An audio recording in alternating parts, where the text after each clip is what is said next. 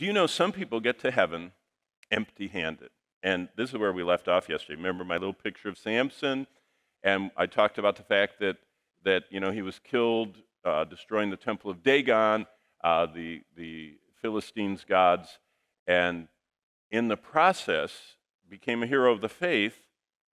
But he is an example we're going to see of 1 Corinthians 3. So if you have your Bible, look at 1 Corinthians 3. And if you're a Bible underliner, this is an important passage to put an asterisk by or highlight, whatever you do. But 1 Corinthians 3, I'm going to start actually in verse 10. It says, according to the grace of God who has given me as a wise master builder, I've laid the foundation, another has built on it. Now here comes the attention to us. But let each one take heed how he builds. So what the Lord is saying is our life is like, one of your names went by. I saw, was it Lego Builder or something? Is somebody called something like that? I saw a name.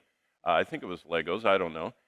I thought Legos were a long time ago. But building things is a metaphor in the Bible for our lives. And it's like we get all these materials, we get all these tools, and then the Lord, at the end of our life, is going to assess what we did with our building materials and with our tools. So Paul says, take heed how you build, for no other foundation can anyone lay, verse 11, than that which is laid, which is Jesus Christ. Now that's where the famous saying of C.T. Studd, only what's done for Christ will last.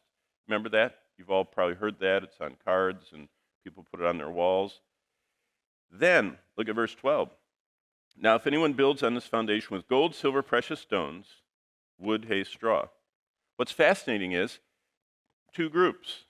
Gold, silver, precious stones are very hard to find. They're usually buried somewhere. You have to mine them out and go deep underground, and it's very hard. Wood, I mean, just between here and our cabin, I saw, all the branches falling down. There's wood all over the place.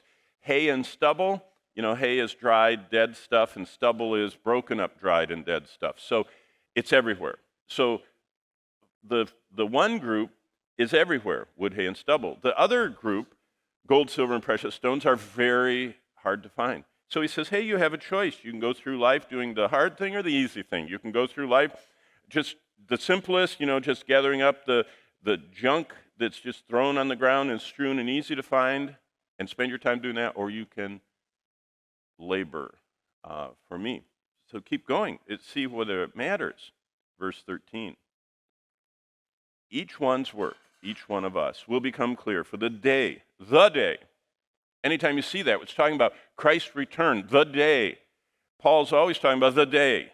Martin Luther said, I live every day of my life with two dates, today and the day that Christ comes. He says, I know that moment is getting closer, and I'm living every day for the day. So that's what the day is. It's the day of Christ, and the day will declare it.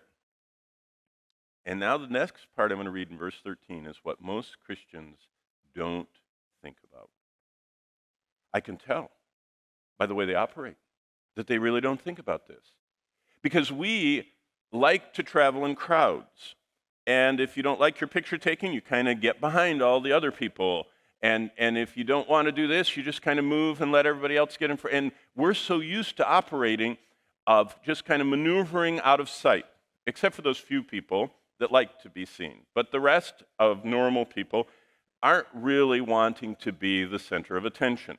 There are the clowns and there are the, the people that always do that. But most people back away from being seen. But look at this moment. Everyone's work will become clear, verse 13, for the day will declare it, because it will be revealed by fire, and the fire will test each one, each person, each individual's work. What sort it was. This is called the Bema seat. This is called the judgment seat of Christ. This is called the day of reckoning. And look what it says. Verse 14, if anyone's work which he has built on endures, he will receive a reward. If anyone's work is burned, now this is really the part most people never even ponder what this means. If anyone's work is burned, he will suffer loss, but he will be saved, yet so as through fire. Bonnie and I, when we started out ministering in New England, I pastored in Rhode Island, and Bonnie was the most wonderful pastor's wife and women's ministry and everything. We lived in the church parsonage, and so we had come from California with MacArthur, and so we had to sell our house in California, and we had to buy a house here, but we lived in a parsonage, so we didn't know what to do. So the elders of the church says, why don't you just buy a house close by in Cape Cod, then you'll escape the tax loss of not rolling over your equity, and so, all those details. So we bought a house on Cape Cod, and it was nothing. It was a shack, actually. It was built on stones. It didn't even have cement foundations. It was a beach shack that was 100 and some years old, and snakes would crawl in. We would find snakes. In fact, your president, Don Locke, found a snake underneath our sink and when he was visiting our house. So, it's terrible, this house. And the wind would blow through it, and every time it rained, all the dirt would come into the basement because it was stacked rocks. You know what I mean? It was a shack. Well, we rented it out because we moved on to pastor in other places, and one of our renters was smoking in bed. And I don't know if they missed the ashtray, but somehow they started their bed on fire, and so much petroleum's used back then, which was 20 years ago, in all the bedding that it just burst into flame, and the whole house burned. It was horrible. And it even injured them. They had to go to the hospital. They escaped only with what they could grab. And they couldn't grab much because it started so fast. Now look back at verse 15. If anyone's work is burned, he'll suffer loss, but he'll be saved, yet so as through the fire. Empty-handed. Saved, that means go to heaven. So as through fire means you ran out as quick as you could and you didn't have anything that lasted, nothing that remained. You go to heaven empty-handed. Wow. Don't get to heaven empty-handed.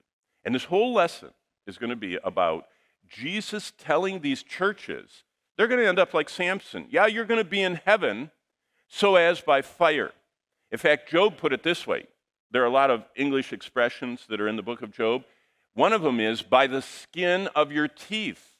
What is teeth?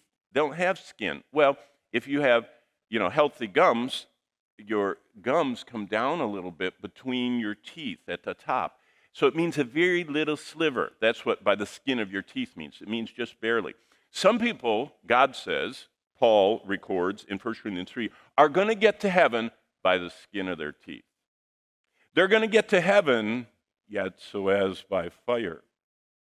They're going to be running out and not have anything with them. Why? Because they spent their whole life collecting wood, hay, and stubble. I describe the Christian life as being like going to Walmart. You push a cart through life, and you can throw anything you want into your cart. And you get to the end, and you pull up to the checkout. I don't mean the self-checkout. I like the ones where the little belt goes, and I can just stack it on there. And that's what our life is going to be like. And we're going to push our cart, how we live life, up to the checkout. We're going to put everything in our cart on there. And instead of going peep, peep, peep, peep, the cashier, who is Jesus Christ, is going to take our basket and run it through a fire. And anything that doesn't burn up in our basket is gold and silver and precious stones. And everything that does burn up is wood, hay, and stubble. Now you say, wait a minute. I thought all of our sins are gone. They are. No record of sin. This has nothing to do with sin. Wood, hay, and stubble is living for easy things that fill our time, like, I could talk about a lot of things. Older people, you know what they do? They sit and watch the Home Shopping Network, and they're ordering all these crazy things they don't need. Or they're watching all these rich and famous shows and being horribly disappointed they can't live in a house like that or go to a place like that. Or they're watching, you know what I mean? For younger people, I remember how many people I've met who spend half their life gaming. Now, I know that you probably don't do that here, but gaming, they live gaming. I know, and that's usually young men. And young ladies are always trying to be someone other than who they are. They've found someone they want to look like or act like or be as popular as. And there's so many different things that aren't really sin. Is there anything wrong with holding a little device and looking at a screen? No. But it sure, unless you're looking at occultic things, bloodshed, or immorality. God says in the Old Testament that he abhors gratuitous violence, that's the shedding of blood just for sport. He abhors anything to do with sexual sin and lust and all those things.